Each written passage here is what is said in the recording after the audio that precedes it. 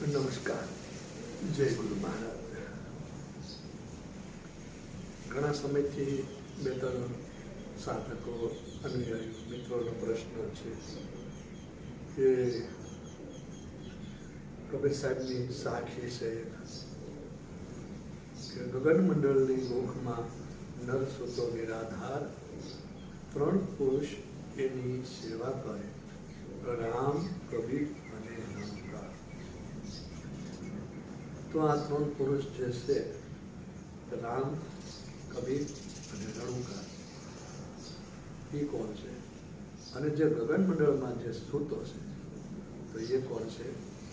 એની ચર્ચા કરવાનો પ્રશ્નમાં જે છે. કબીર સાહેબે જે વાત જે કરી છે, ગગન મંડળની ગોખમાં નર સૂતો નિરાધાર, ત્રણ પુરુષની સેવા કરે, કબીર રણુકાર.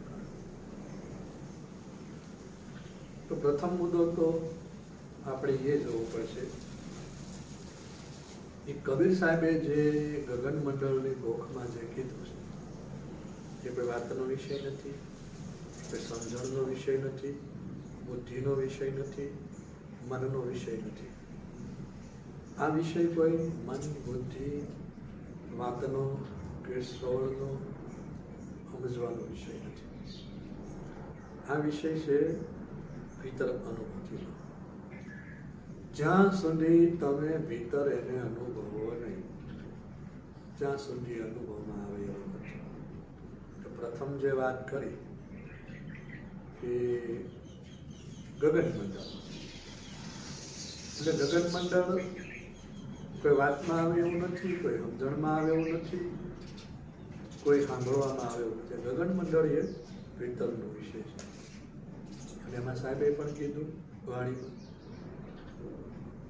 આગ લગી ગગનમાં ભારી, બહુ આગ લગી ગગનમાં ભારી. જીવણ સાહેબે પણ કીધું કે જા સોહાગણ જા ગગનિયામાં જોત જગતે. અર્જુન સાહેબે પણ કીધું ધ્યાન ગગનમાં ગોતરે જો હોય મુકત ગંગા, હોય મુકત ગંગા તો દેખા હોય સો કઈ બતાવો મૂર્તિ કે સહારણ. સવારામ બાબાએ પણ કીધું ગગન ગઢ રમવાને હાલો, તમે નિરાશે પદમાં માનો રે ગગન ગઢ રમવાને. અનેક સંતોએ ગગનની વાત કરી. તો એ ગગન જે છે એ આપણી ભીતર અહીંયા જે મસ્તક છે, એ મસ્તકમાં જે શૂન્ય શિખર છે, જે શૂન્ય દ્વાર છે, ત્યાં એને ગગન કીધું. અહીંયા ગગન મંડળની ગોખમાં કીધું એટલે એને દ્વારની વાત કરી. ગોખ નામ દરવાજો, ગોખ નામ બાકોડું, તો એ દ્વારની વાત કરી, એટલે શૂન્ય દ્વારની વાત કરી. ગગન મંડળની ગોખમાં નર સૂતો નિરાધાર. તો કયો નર સૂતો છે નિરાધાર? જેવી રીતે વૈકુંઠમાં શ્રી હરિ વિષ્ણુ ભગવાન સૂતા છે, કે લક્ષ્મીજી એના ચરણ સેવે છે, અને શ્રી હરિ સર્પની ઉપર સૂતા છે. એવી રીતે અહીંયા શૂન્ય શિખરમાં ભીતર નર સૂતો નિરાધાર, જેનો કોઈ આધાર નથી, એવો નર. તો એ જે નરની જે વાત કરે છે, એની પહેલા આપણે ત્રણ પુરુષની ચર્ચા કરી. એ જે નર સૂતો છે એની પહેલા ત્રણ પુરુષની ચર્ચા કરીએ, તો કે રામ, કબીર અને રણકાર. હવે અહીંયા જે રામની વાત કરે છે, એ રામ કોઈ આપણે જે જાણીએ જે ચાર રામની ચર્ચા કરી છે, ચર્ચા છે કોઈ દશરથ મહારાજના રામની, રામચંદ્ર ભગવાનની વાત નથી. પણ અહીંયા જે રામની જે ચર્ચા જે કરે છે, એ કબીર સાહેબ છે કે રામ, કબીર અને રણકાર. રામ કહેતા જે વાત જે કરે છે, એ શબ્દરૂપી રામની વાત કરે છે, એ નામરૂપી રામની વાત કરે છે. શબ્દરૂપી રામ જે છે, જે તમારી અને મારી અંદર જે એક શબ્દ ગુરુદેવ ખાતા કા અને પંડિત મુનિજન વેદન પામ. અને એ જે નામ અને એ જે શબ્દ છે, એ શબ્દની વાત કરે છે. બોલે એ બીજો કોઈ નહીં, પરમેશ્વર પોતે અજ્ઞાની બોલતા પુરુષની જે હરિવાત ઉપર છે કોઈ એ જે અંદર જે રામ જે છે એ રામની વાત કરે. પછી બીજું જે છે એ કબીર. હવે અહીંયા જે કબીરની જે ચર્ચા જે હાલી રહી છે, કબીર જે વાત કરે છે પોતે કે રામ કબીર નમકાર. એ કબીર છે એ પોતાના નિત્ય સ્વરૂપની વાત કરે છે, પોતાના મૂળ સ્વરૂપની વાત કરે, પોતે કોણ છે. તો કીધું તો એ કબીર છે એ કબીર કોણ? તો કે 5 તત્વ નહીં ઇન્દ્રિયો કે દેહ पर सूक्ष्म रूप कबीर है दादू दे. तो કે કબીર જે અંદર જે રમણ જે કરી રહ્યા છે એ ચેતન સ્વરૂપે એની વાત કરે. 5 તત્વ, 5 ઇન્દ્રિયો અને 6ઠા મનની ઉપર જે રમી રહ્યો છે એ કબીરની જે વાત કરે છે એ કબીર જે આપણો મૂળ સ્વરૂપ છે. એ જે કબીર જે છે એ આપણા સ્વરૂપની વાત કરે છે. અને કબીર સાહેબે પણ વાત ઘણી ચર્ચામાં જે કરી કે કબીર કોણ? તો જે એ જે કબીર અંદર જે ચેતન રૂપે છે, ચેતન સ્વરૂપે જે રમણ કરે છે એની અહીંયા ચર્ચા ચાલે છે, એની અહીંયા વાત કરે છે. એ કબીરની અહીંયા મહાપુરુષો સંતો વાત કરે છે. 5 ઇન્દ્રિયની 6ઠું મન એને જો વશ કરે તો તાકા નામ કબીર. 5 ઇન્દ્રિય 6ઠું મન એને જો વશ કરે તો એની અંદર જે રમણ જે કરી જશે એ કબીર. એક કબીર એ જે ચેતન સ્વરૂપે જે તમારું મૂળ સ્વરૂપ છે જે એ કબીર. આ 2. અને ત્રીજું રામ કબીર અને રણુકાર. રણુકાર નામ વાચ્ય, રણુકાર નામ નામ. તે અંદર જે ભીતર જે નાદ જે વાગી રહ્યો છે, જે અંદર જે ભીતર જે અવાજ જે થઈ રહ્યો છે એ અવાજ. તો અહીંયા આપણે અવાજ બાબતમાં ઘણા સંતોએ કીધું, કબીર સાહેબે કીધું ઉન ઘર કી શાન સમજાવો ગૌ બ્રહ્મ કાં આયા કાયા છોડકર ચલ હંસા જીવ ક્યાં જે સમાયા બ્રહ્મા વિષ્ણુ મહેશ નોતા બड़े मुश्किल माया पुरुष को जीवन નથી તો અવાજ કહાં से आया? ये अवाज प्रेम साहब पर गीत संतो वो घर जाना है जहाँ गगन में अटल हो रही आवाज. संतो वो घर जाना जहाँ गगन में अटल हो रही आवाज. रविराम महात्मा ने कल कीधું કે એક પલ में हुआ आवाज.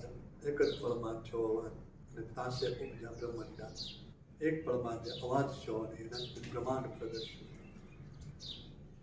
એ જે અવાજ છે તમારી અને મારી અંદર જે વાગી રહ્યો છે, જે નાદ જે વાગી રહ્યો છે, એ જે બીજા બધા જે નાદ જે છે ચંતરી, બંસરી, શંખનાદ, વેણુનાદ, ઢોલકનાદ, ચાંદરનાદ, ઝાલર, એ બધા નાદ છે એની વાત નથી. પણ મૂળ અવાજ જે 10મો અવાજ જે છે, 10મા નાદની જે પર જે છે એ અવાજની અહીંયા વાત કરી કે ત્યાંથી તમામ અવાજો પ્રગટ્યા, તમામ નાદ પ્રગટ્યા. એ નાદ, એ જે અવાજ જે વાગી રહ્યો છે, જે રણુકાર જે થઈ રહ્યો છે, એ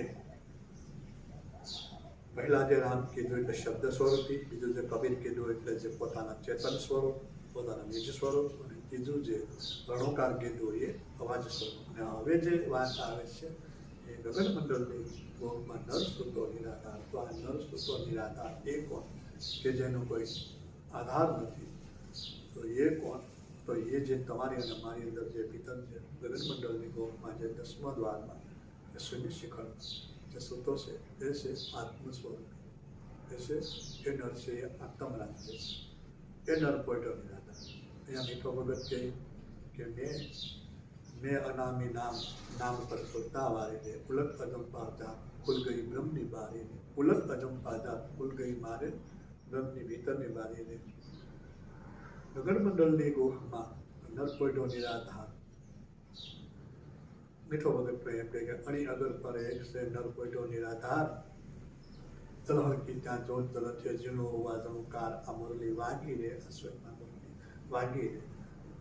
તો એ જે અહીંની અંદર જે ભીતર જે નર જે સૂતો છે એ આત્મતત્વ રૂપી નર છે, એ સૂતો છે.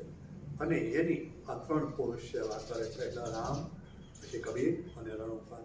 3 પુરુષ એની સેવા કરે છે. સેવા કરે એટલે એનો મતલબ એવો કે એની યાતના કરે છે, એની પ્રાર્થના કરે છે, એની બંદગી કરે છે, કે એનો આરાધ કરે છે. કેમ?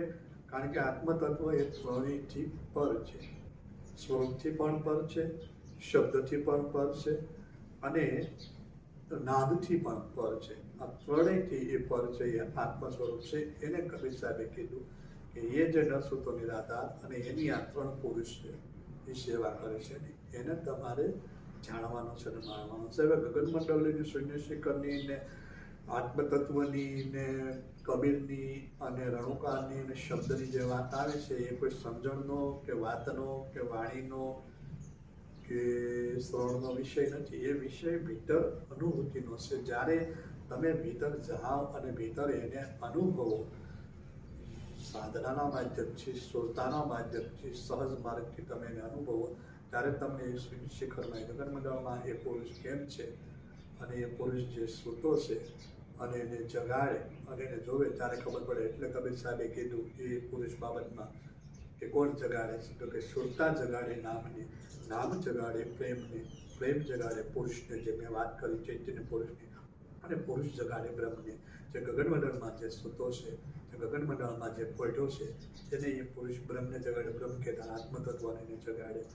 એમ સર્વપ્રથમ સુરતા જાગે, પછી જાગે છે નામ, જે શબ્દની વાત કરી, જે નામની વાત કરી, પછી જગાડે છે પ્રેમને, જે અખાધ, જે તમને એવો પ્રેમ જે પરમાત્મા પ્રત્યે જે પ્રગટ થાય, જે જાણવાનું, અનુભવવાનું જે ભાવ પ્રગટ થાય, એ પછી જગાડે છે ચૈતન્ય, જે ચૈતન્ય પુરુષ જેનો આપણું કબીરનું વર્ણન કર્યું એ, અને પછી છે ચૈતન્ય જગાડે બ્રહ્મને, અને જે આત્મતત્વને જે જગાડે એ. સૂતો એવો શબ્દ એટલા માટે પ્રયોગ કરવામાં આવ્યો છે, જાણ નથી એ એની જગ્યાએ જ્યાં સ્થિર છે, જ્યાં છે એની આપણને જાણ નથી, પણ જેમ જેમ અનુભવી અને અજ્ઞાનતા હટે અને જ્ઞાન પ્રગટ થાય એટલે જાગી જાય છે. જેમ જેમ અનુભવ પ્રગટ થાય, અનુભવી રૂપે જ્ઞાન પ્રગટ થાય, એમ એ જાગી જાય છે. એટલે એવો શબ્દ પ્રયોગ કરવામાં આવ્યો. ગગનમંડળની ગોખમાં નરસુતો નિરાધાર ત્રણ પુરુષોની સેવા કરી, રામ, કબીર અને રણુકા. આનો અર્થ આમ છે. પછી બીજા કોઈ અલગ અલગ વર્ણન કરતા હોય તો એને પોતાની ગતિમતીને સમજણ પ્રમાણે એ અનુસંધાને કરતા હોય છે. એની સાથે આપણે કોઈ વાત છે નહીં. આ તો મને જે વાત અનુભવમાં આવીને મને જે એમ લાગ્યું કે આનું વર્ણન આમ છે, એટલે જ મને પ્રશ્ન પૂછતા હોય છે, એટલે જ મેં મારા અનુભવના માધ્યમથી આ જવાબ આપ્યો છે.